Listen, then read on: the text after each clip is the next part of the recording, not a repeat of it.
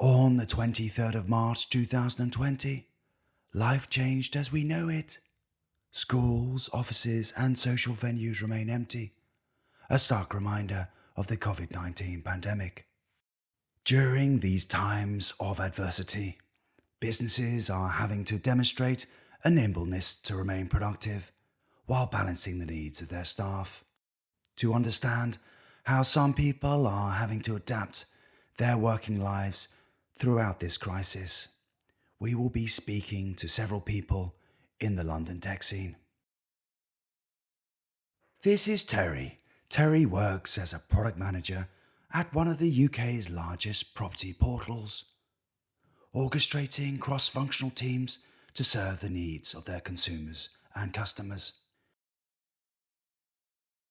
We join Terry at his home in East London, where he lives with his 2 children and life partner. Since lockdown, like millions of others, Terry is going through a seismic change. How he structures his day, manages self-discipline, and communicates with others is all new. We join Terry on a video conference where he is concluding a collaborative product review with a group of key stakeholders. As briefly mentioned at the beginning of this meeting, everyone on this call is an extension of our product team, and so it's vital we get your feedback on progress and, importantly, where we're heading. Really keen to receive your thoughts. I open to the group.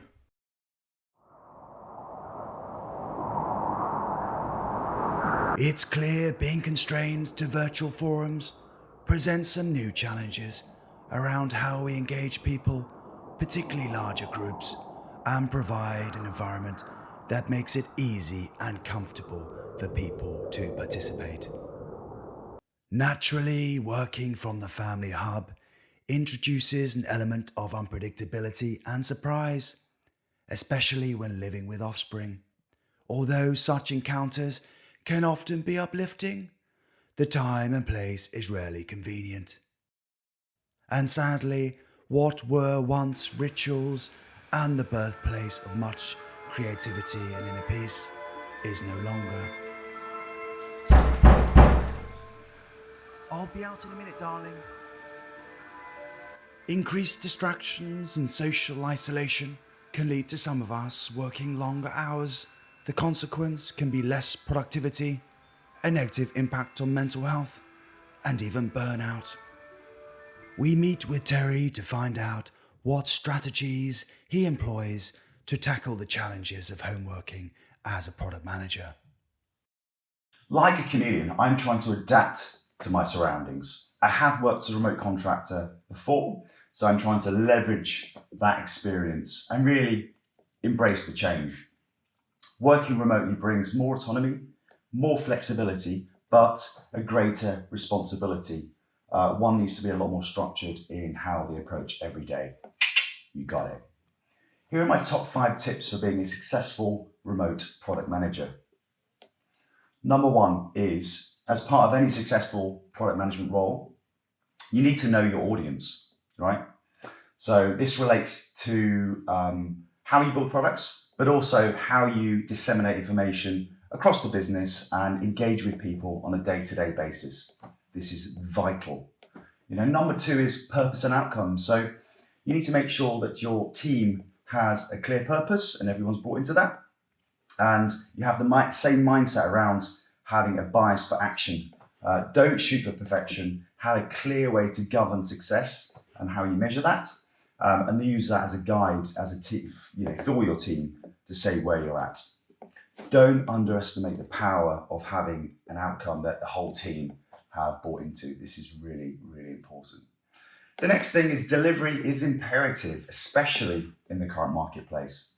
So your team have a purpose. Awesome. They now need to understand how they work together as a unit, especially a newly formed team. And there's no silver bullet.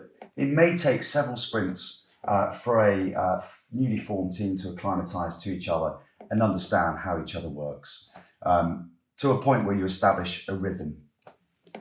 And investing in a great team culture should not be underestimated. This is really, really important. Celebrate the wins, for example. The next is avoiding task switching. So task switching introduces a lot of cognitive overload. I personally use Trello, separate from the Jira boards that the team use. And I use this as a way of managing my tasks on a day-to-day basis, which I organise in the morning. And I get a great sense of satisfaction when I complete one task after the next. And going back to my contract days, I log using a tally chart of some kind. I log the number of productive hours that I've accrued for each day. And this helps me avoid guilt in the evening. Have I done enough? And switch off to kind of allow me to kind of have some success. And lastly, but not least, make time for yourself and your family. Rest your eyes, rest your mind, support your loved ones.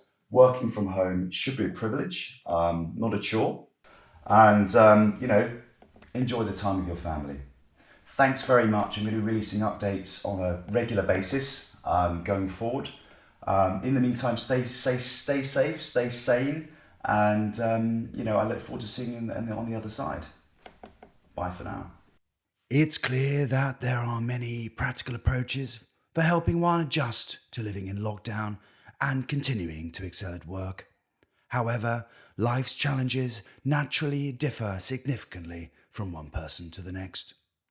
To find out what other challenges people face, how well they're adjusting, and what tactics they use, we are reaching out to the public via a global survey, which you can find enclosed. Well, that's it for this installment. We will be continuing this discussion on LinkedIn and Twitter using #FortuneFateRemoteWorking, and we welcome any of your thoughts, suggestions, and comments.